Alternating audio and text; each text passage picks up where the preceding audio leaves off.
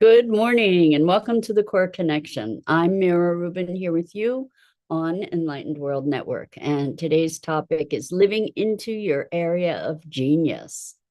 And we each have gifts that are given us to give away. And it's when we express those gifts that we find fulfillment and get lit up in life. So that's what we're going to talk about. But before we get started, let's take a minute or two to get present. Let's take a deep breath in through your nose and hold it. And imagine clean, crisp oxygen flooding your lungs, flowing into your bloodstream, nourishing all your cells, all your organs, bringing vital life energy to your body and being. And as you exhale any tension, stress, negativity, fatigue. And now let's take another deep breath in through your nose and hold it. This time, imagine brilliant, bright light, lighting you up from the inside out, illuminating, electrifying, and energizing all your cells, your molecules, your electrons, creating a brilliant beam of light and energy from your heart out into the world. And as you exhale any remaining tension, stress, negativity, fatigue. And now let's press our palms together. Vigorously rub your hands together to feel the friction, the temperature, the pressure, the motion, the tickling and tingling when you stop, and allow all those sensations to bring you present right here, right now, into this remarkable physical form that enables us to experience life. Welcome, welcome, welcome. Good morning, Rosalind. Welcome. So good to have you here with us this morning. And welcome to everyone else who's joining us. So today, we're talking about living into your genius. And there are callings of our soul that when we pay attention, call us forward into our fullest expression. And the thing is that we may resist these callings, but we may have a lot of social feedback that tells us to ignore these callings. But when we follow them, when we listen, they're typically, and at least what I've witnessed so far, is that life opens up into whole new dimensions and we become more fully ourselves. And it's interesting because I know people who have been able to identify their area of genius, and they are apologists for it rather than embracing it and expressing it. They tend to minimize it or hide it, and that's a very interesting thing. What happens there is people wanting not to be different, people not wanting to be better than other people at whatever that thing is, or that area is. And the thing is, as far as I can tell, the gifts that were given to us so that we can give them away. So in other words, the gifts that were given to us were gifts of our expression in the world, that they're not ours as much as they are ours to give. And those gifts are our contribution, or our potential contribution in the world. And it's only through the expression of those gifts that we fulfill a portion, if not the greater part, of our purpose. That, for instance, if you had a beautiful voice, would you not sing because you might sing better than others? I hope not. I hope you would sing and sing out and use that voice and that gift to brighten the world.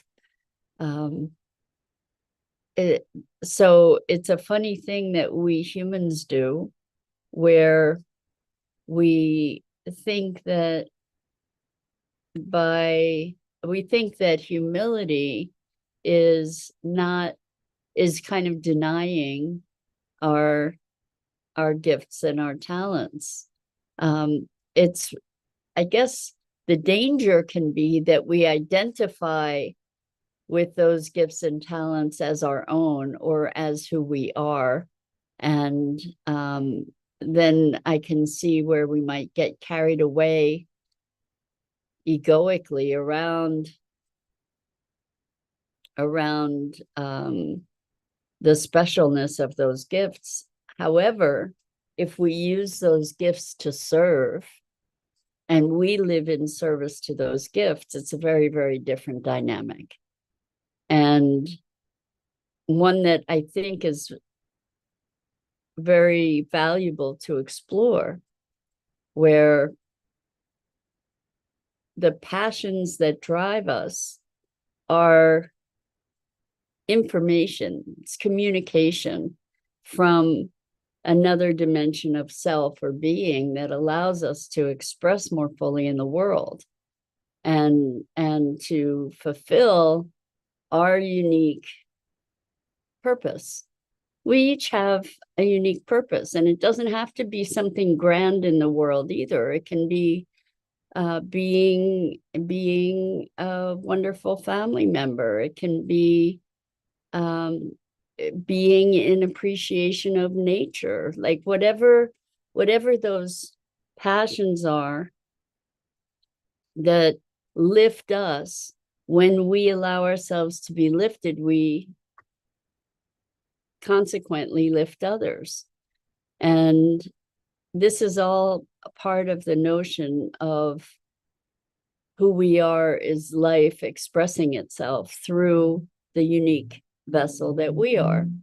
And the more we are able to have that vessel be clear and unimpeded, like a hollow bone, the more we are able to be in the fullest expression of life in its impulse.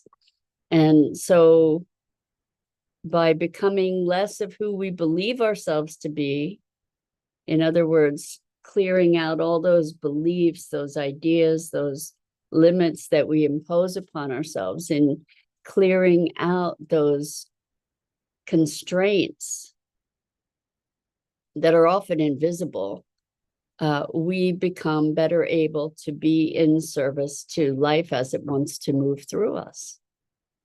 And I recognize that this is a very different perspective, but imagine if each of us followed our passion, listened to those voices that call us into expression, how much more fulfilled each of us would be, and how much, I imagine, how much more peaceful and happy the world would be, or we would be in the world. So the invitation is to recognize and nurture the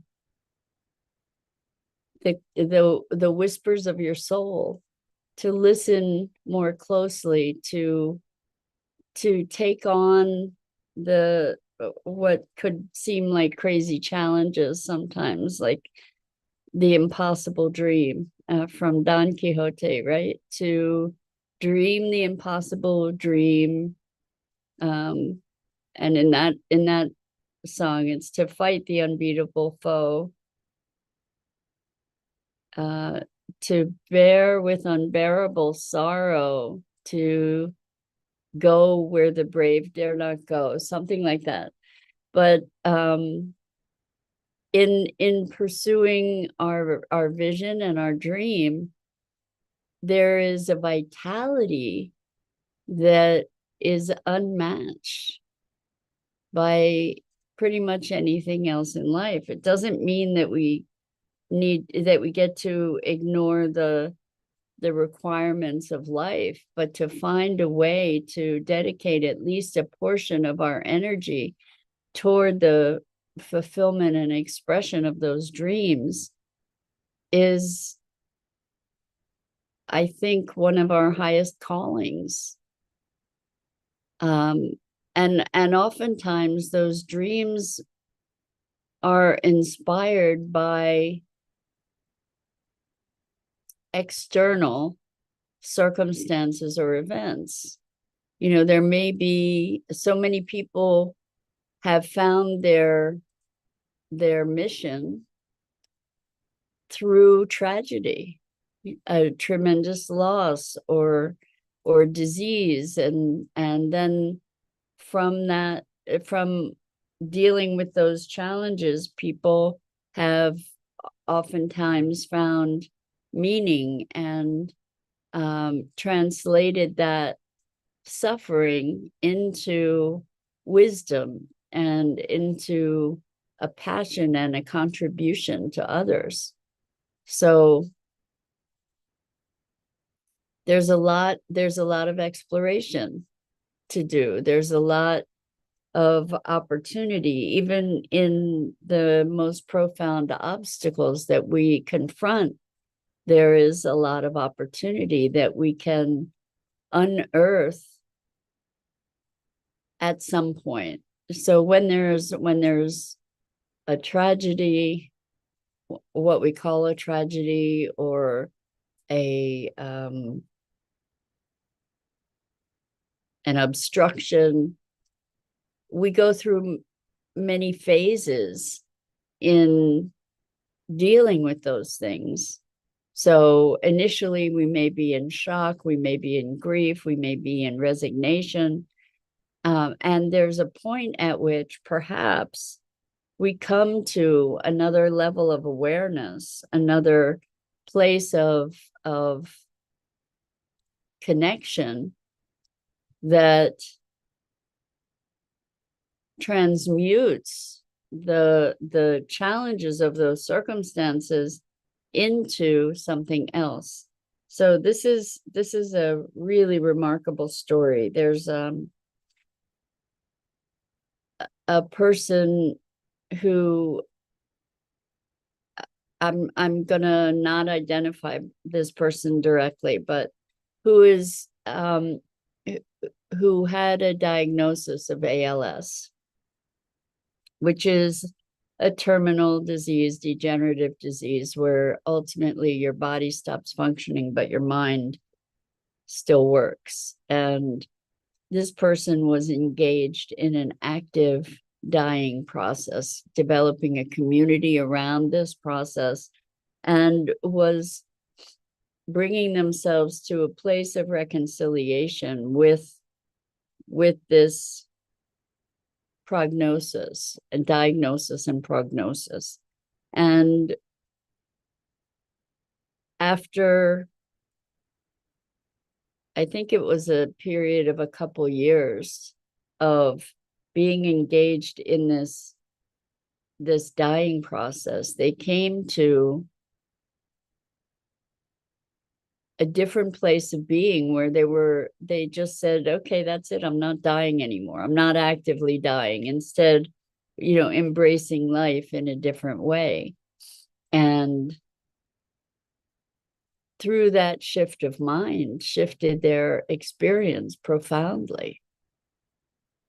And there is a level of genius on both legs of that journey, where one is embracing the reality of things, the seeming reality of things, to be actively engaged in the dying process, to be present to it. That in itself is radical.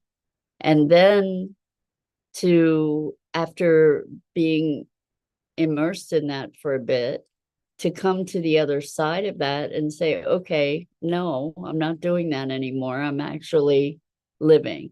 I'm actually embracing life. And that's pretty radical, particularly in the context of having developed this support system around dying. And then to have the courage to just, I mean, it was courageous to choose to be actively dying. That's kind of radical. And then to choose to be living in the face of all of that is also very radical and wonderful. So just those, it's not that our passions or our direction is static. We can change direction at any time. And the whisperings of our hearts and souls help to have us navigate those directions and those choices. So it comes back to being present. It comes back to listening and to being responsive and able to respond to those callings, to the promptings of our deepest passions and our genius. So I looked up genius before today's conversation. And the reason I looked it up is because over the weekend I was at a retreat and someone read a definition of genius. It was not the one that I was able to find, but read a definition of genius as that essentially that prompting from oneself that is our unique expression, that is part of our essence, part of what makes us the unique expression of life that we are. And I was so moved by that because it's so clear to me that by living into our deepest heart and soul, by bringing that expression into the world, we're serving our purpose. And what an amazing thing it would be if each and every one of us embraced that. I had always had an attraction to art, and it wasn't a career option in my family. And it wasn't it wasn't something that was actively cultivated for me in my environment. But I went to school for a while and then I dropped out. And although this wasn't a deliberate, conscious strategy, when I decided I wanted to go back to school for art, my family was very supportive because I was going back to school. And so I ended up in a very circuitous way to be able to go back and study art, which was wonderful. It was such a gift. It was such a blessing to be feeling that level of alignment and excitement and vitality and aliveness. And I think we get to look at those things that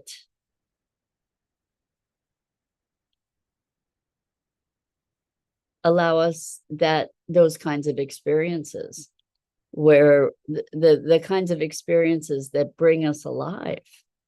It's so powerful. And maybe the purpose of life is to generate more life, more vitality. And pursuing our genius, our passion, our purpose is one of those ways.